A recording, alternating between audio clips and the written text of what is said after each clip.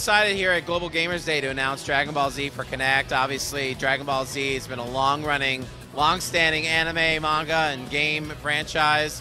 It's been in our world for a long time, and we know that the fans out there are so immersed in the world, and how can we get them even deeper into the experience? And that was one of the main ideas for bringing this world into Kinect for the very first time. The new game for Kinect actually has a lot of great content. First of all, there's over 50 characters in the game.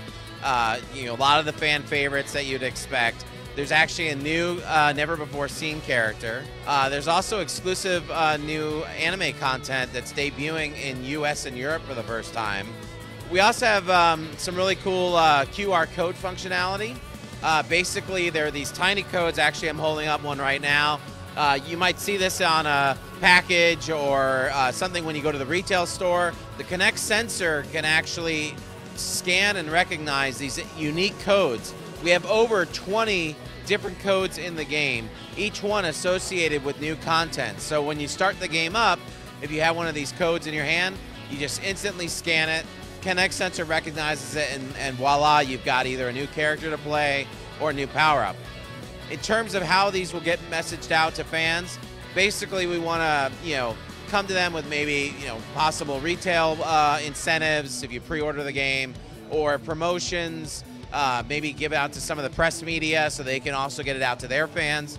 Definitely we want to get these in the hands of the fans, and the great news is there's a lot to go around. We've actually implemented over 100 different authentic Dragon Ball Z moves. Obviously some characters have special moves, Kamehameha or special beam cannon, things like this. All of those things are recreated in the game, but it's interesting, this is I think this is the first game where you actually get to experience the world in first person, but there are also third-person moments. If you're doing really, really good, taking an opponent down, you'll actually then see the camera will cut to watching you unleash that power or that attack on the enemy, or if the enemy flies away, in retreat, you can see from dynamic camera angles, trying to sort of recreate the same, camera angles that you would expect and see in the actual anime itself. There's a lot of action and craziness going on in Dragon Ball Z in the fights, and we're trying to capture that in the experience. Dragon Ball Z for Kinect actually has two different distinct modes. There is a story mode where you basically progress through different opponents, different story elements. You see this all unfold in a, a la the anime, different dynamic cutscenes, different things along the way. There's also a score attack mode, and that's actually one of the things that we're showing off at Global Gamers Day, is more of a one-on-one opponent battle where you try to get the highest score.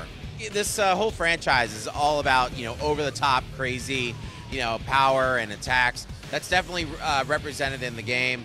It's pretty fun to actually sit there and charge up enough and then get ready to unleash a huge, whether it's a super Kamehameha or whatever, just totally blaze the enemy. It's pretty satisfying.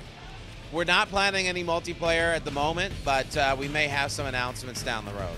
So Dragon Ball Z for Kinect, exclusive to Xbox 360, coming out October 2012.